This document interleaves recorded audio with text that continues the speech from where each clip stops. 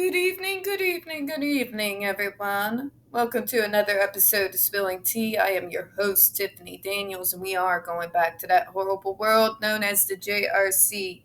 But before we get going, folks, a few of the usual disclaimers and an announcement. Yes, dear folks, guess what? I am going on Rob Rules this evening for the first time in a good long while. Why? Well, today I took today off for once. I needed a break, alright? Okay, and now the usual disclaimer. So, first off, you are gonna see the links to this report right there in the description box, alongside the other pertinent links to the Stop the Shocks campaign, including Autistic Hoya's massive archive on the subject and the templates. Folks, you know the deal.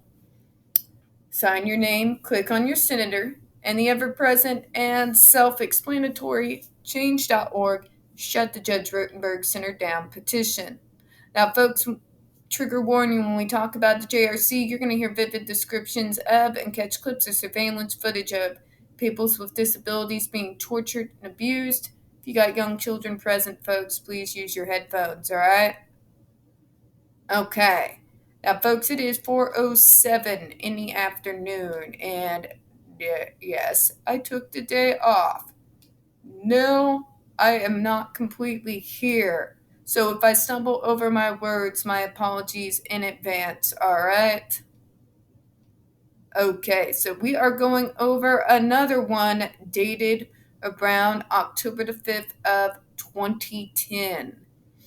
So, non-emergency, act, physical injury, burn, emotional injury, injury to intellectual function, injury to emotional state, reduction in ability to function. Oh my God.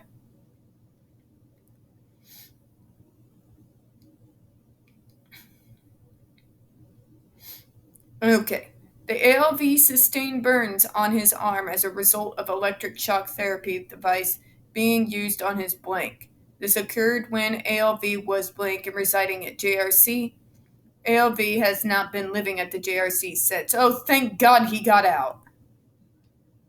Thank God. Criminal activity statement. This case has been referred to the District Attorney's Office for review. When screened in for DPPC investigation, the 19C investigator is available to provide assistance to law enforcement. When screened in for DPPC investigation, a 19C investigator will proceed with the DPPC investigation unless otherwise directed by the District Attorney's Office law enforcement within 24 hours of screening. However, necessary protective services will always be provided. The SPDU action. TPRPG reports reviewing this case on October the 6th, 2010. At this time, TPRPG forwarded a copy of intake into the Norfolk DA's office for their review and assignment to law enforcement. Allegation. Report forwarded to DPC from DCF. DCF? Damn! ALV is currently blank, but alleged abuse injuries occurred when ALV was blank and residing at Judge Rotenberg Center. When ALV was blank, he was badly burned on his arm by the use of the electric shock device by the JRC staff. You're not supposed to get the electrodes on their arm. As a result, the ALV's arm was black? Holy shit!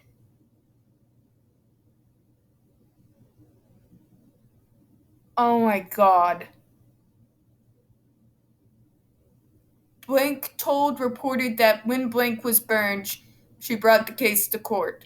Reporter had no details on the outcome. Blank reported when Blank was burned, she brought the case to court. Reporter has no details on outcome. Sorry if I read that twice.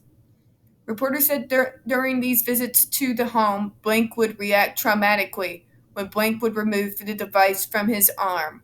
Reporter said that Blank has been at JRC since blank until blank. Blank is currently residing at blank in Hawthorne, Mass. Reporters said that because blank was not weaned off the electric shocks, is now aggressive due to a lack of electric shock. Oh, fuck me. Really? Really? Because I have another hypothesis from what I've seen from people that I was a part of their programs and working on their side as their advocate. When you are abused and you are traumatized, especially when you're that fucking young, guess what happens? Your fight and fight is kicked on at all fucking times. My hypothesis is he's not aggressive due to lack of shocks, you sick sons of bitches. He's now aggressive because he no longer has to live in fucking fear of the goddamn torture you all put him through, and he's pissed off. See, not everybody reacts to trauma and abuse the same way. Many are sad and broken down. Others of us, we break in different ways. And as a result of that trauma, have a deep inner anger and rage. And I speak of experience when I talk about this, because that is what I felt. I felt an all-consuming, deep-seated rage, anger, and hatred when I was pulled out of that situation. Not all of us internalize that. And that aggression that they're talking about, very much, especially in high school, became a part of my persona. It, in fact, became part of my mask that I wore during the last few years of my high school. Yeah.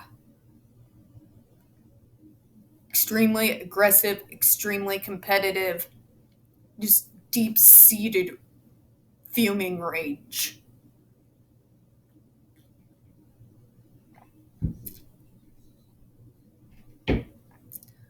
I don't think that he became aggressive because you idiots took him off of the device.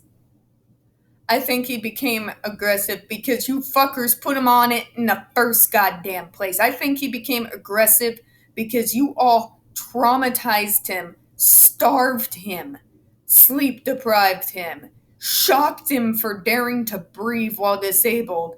And now that he's away from that place, he is letting out all that cooped up anger and rage at how you people treated him as though he were less than an animal. It is a very human reaction.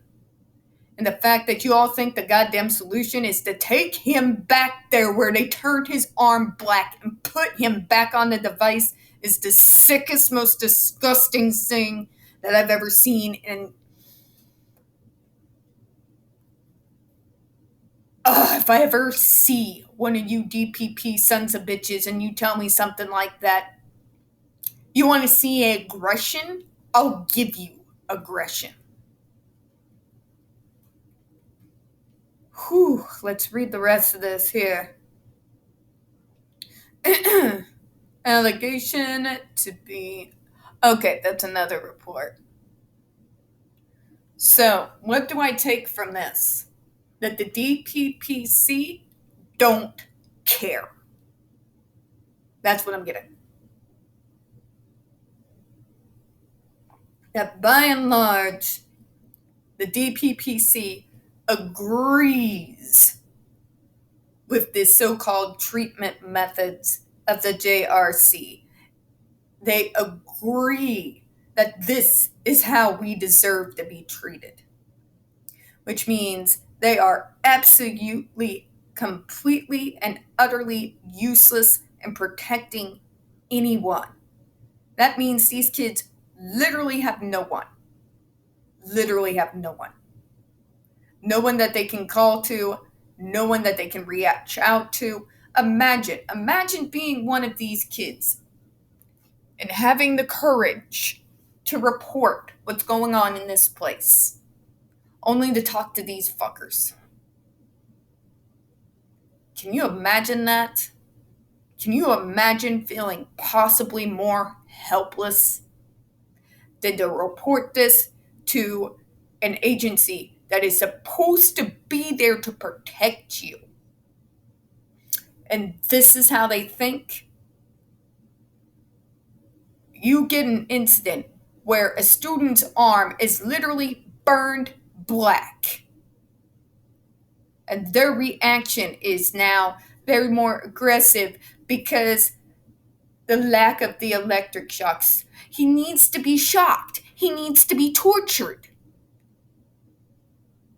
Because if he's tortured, he won't be aggressive.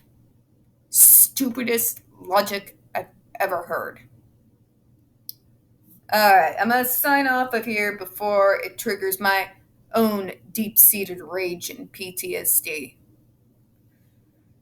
Now, folks, we don't get very many views on this channel, especially on this subject. And the few that we do tend to get removed from time to time. So please don't forget to hit that like button, hit subscribe, and don't forget to hit the comments.